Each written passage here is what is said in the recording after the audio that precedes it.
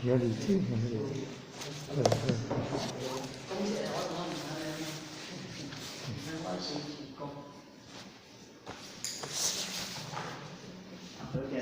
前到主公，前到书到主公。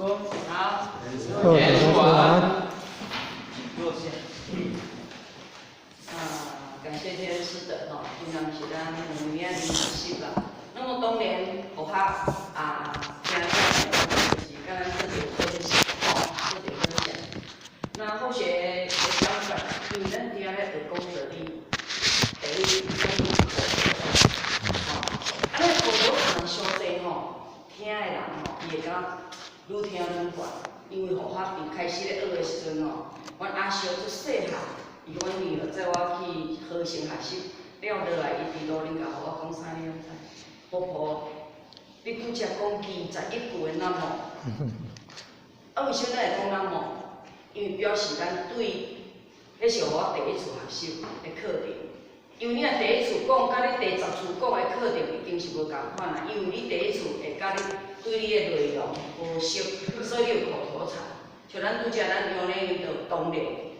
伊的当然，所以，这是伊常常咧讲的，咧就比这咱拢爱改进的。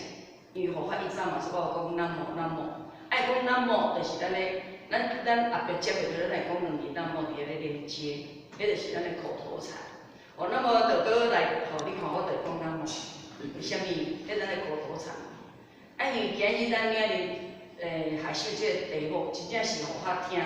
道理听28档以来第一次听到的题目叫做青拖类。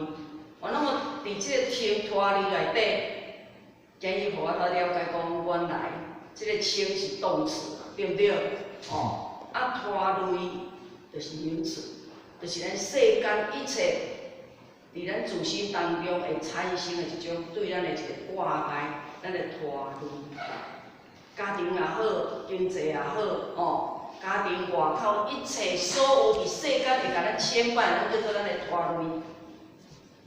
因为咱的拖累会伫咱的修办的过程内底，暂时的提升，你的拖累就愈来愈少。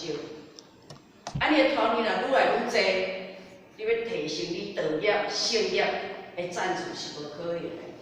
因为这是互我的体会，因为像咱即马互我担任经理了后。